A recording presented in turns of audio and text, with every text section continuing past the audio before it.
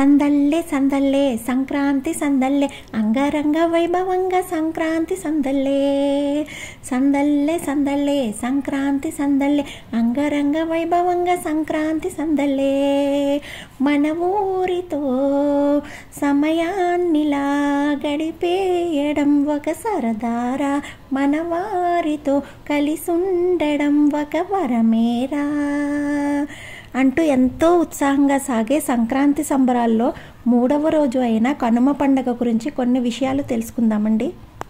కనుమను పశువుల పండుగగా వ్యవహరిస్తారు. పంటలు చేతికి అందడంలో తమకు సహాయపడిన పశుపక్షాదులను పూజిస్తారు. సంవత్సరంలో మిగిలిన రోజులన్నీ తమతో పాటు కష్టపడి పనిచేసిన ఆవులను, ఎద్దులను, బర్రెలను పూజించి ప్రేమగా చూసుకునే రోజు ఇదే. పక్షులు కూడా రైతన్న నేస్తాలే. అందుకే వాటి కోసమే అన్నట్టు ఇంటి గుమ్మానికి ధాన్యపు కంకులు వ్రేలాడదీస్తారు. సంక్రాంతి వరుసలో వచ్చే చివరి పండుగను కనుమ పండుగ అంటారు. దీన్నే పశువుల పండుగ అని కూడా అంటారు. ఒక సంవత్సరం పాటు తమ యజమానులకు సహాయకరంగా ఉండే మూగజీవులను ఆరాధించే రోజు ఈ కనుమ పండుగ. పశుపక్షాదులకి గౌరవాన్ని సూచించే పండుగల కనుమ ప్రసిద్ధి. ఆ రోజు ఇంటికొకరు చొప్పున తెల్లవారక ముందే ఒక కత్తి, ఒక సంచి తీసుకొని సమీపంలో ఉన్న అడవికి బయలుదేరుతారు. అక్కడ దొరికే నానా రకాల వనమూలికలు, ఔషధ మొక్కలు సేకరిస్తారు. కొన్ని చెట్ల ఆకులు, కొన్ని చెట్ల బెరడులు, కొన్ని చెట్ల పూలు, వేర్లు, కాండాలు, గడ్డలు ఇలా చాలా సేకరిస్తారు. కొన్ని నిర్దిష్టమైన చెట్ల భాగాలను మాత్రమే సేకరించాలి. అనగా మద్ది మాను, నేరేడు మాను చెక్క, మోదుగ పూలు, నల్లేరు, మారేడుకాయ ఇలా అనేక మూలికలను సేకరించి ఇంటికి తీసుకొచ్చి వాటిని కత్తితో చిన్న ముక్కలుగా కత్తిరించి ఆ తర్వాత దానికి పెద్ద మొత్తంలో ఉప్పు చేర్చి రోట్లో వేసి బాగా దంచుతారు. అదంతా మెత్తటి పొడిలాగా అవుతుంది. దీన్ని ఉప్పు చెక్క అంటారు. ఇది అత్యంత ఘాటైన మధురమైన వాసనతో ఉంటుంది. దీన్ని పశువులకు తినిపించాలి.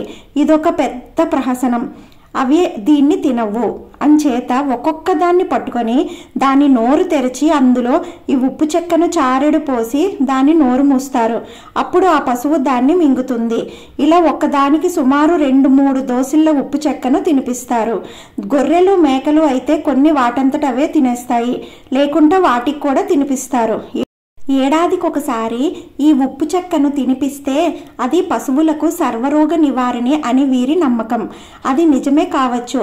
ఎంచేతంటే అందులో ఉన్నవన్నీ ఔషధాలు, వనమూలికలే కదా. ఆ తర్వాత పశువులన్నిటినీ పొలాల్లోకి, బావుల వద్దకు గాని, చెరువుల వద్దకు గాని తోలుకుపోయి స్నానం చేయించి లేదా ఈత కొట్టించి ఇంటికి తీసుకొస్తారు. ఆ తర్వాత వాటి కొమ్ములను పదునైన కత్తితో బాగా చెలిగి వాటికి రంగులు పూస్తారు. మంచి కోడెలున్న వారు వాటి కొమ్ములను ఇత్తడి కుప్పెలు తొడిగి మెడలో మువ్వల పట్టీలు, మూతికి మూజంబరాలు అలంకరిస్తారు. అన్నిటికీ కొత్త పగ్గాలు వేస్తారు. ఈ సమయంలో చేలన్నీ పరిగిలిపోయి ఉన్నందున పశువులన్నింటినీ వదిలేస్తారు. సాయంకాలం ఊరు ముందున్న కాటమరాజును పునఃప్రతిష్ఠించి ఊరిలో ప్రతి ఇంటి నుండి ఆడవారు కాటమరాజు ముందు పొంగలి పెడతారు. పొంగలి అంటే కొత్త కుండలో కొత్త బియ్యం, కొత్త బెల్లం వేసి అన్నం వండడం. 1 నెల ముందు నుండే కాటమరాజు ముందు ఆ దారిన వచ్చే పోయే ఊరివారు రోజుకొక కంపో, కర్రో తెచ్చి అక్కడ కుప్పగా వేస్తారు. ఈ రోజుకు అది పెద్ద కుప్పగా తయారై ఉంటుంది. దాన్ని చిట్ల కుప్ప అంటారు. చీకటి పడే సమయానికి పొంగిళ్ళు తయారవుతుంటాయి. ఊరి చాకలి కాటమరాజు పూజ కార్యక్రమం ప్రారంభించి దేవుని ముందు పెద్ద తలిగ వేస్తారు. అనగా ప్రతి పొంగలి నుండి కొంత తీసి అక్కడ ఆకులో కుప్పగా పెడతారు. పూజ అనంతరం మొక్కున్నవారు చాకిలి చేత కోళ్లను కోయించుకుంటారు. అప్పటికి బాగా చీకటి పడి ఉంటుంది.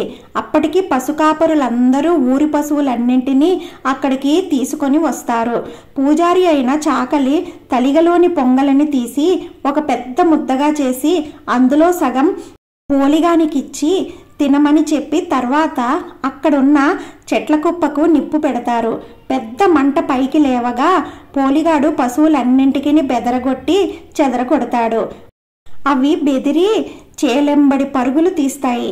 ఆ సమయంలో పశువులను బెదరకొడుతున్న పోలిగాని వీపున చాకలి తన చేతిలో ఉన్న మిగిలిన సగం పొంగలి ముద్దను అతని వీపు మీద కొడతాడు. దానిని పిడుగు ముద్ద అంటారు. వాడు పరిగెడతాడు. ఆ తర్వాత అందరూ అక్కడ మిగిలిన తలిగలోని ప్రసాదాన్ని తిని మొక్కులు తీర్చుకొని చిట్లకుప్ప మంట వెలుగులో తమ కోళ్లను కోసుకొని పొంగళ్లను తీసుకొని తాపీగా ఇంటికెళ్తారు. ఈ సందర్భంగా పెద్ద మొక్కున్న వారు పొట్టేళ్లను కూడా బలి ఇస్తారు. దాన్ని రక్తాన్ని అన్నంలో కలిపి ఒక కుప్ప పెడతారు. దాన్ని పోలి అంటారు. ఆ పోలిని తోటోడు గాని నీరు గట్టోడు గాని తీసుకొని పోయి అందరి పొలాల్లో, చెరువుల్లో, బావుల్లో పొలో పొలి అని అరుపుతూ చల్లుతాడు. అప్పుడే కొత్త మొక్కులు కూడా మొక్కుకుంటారు.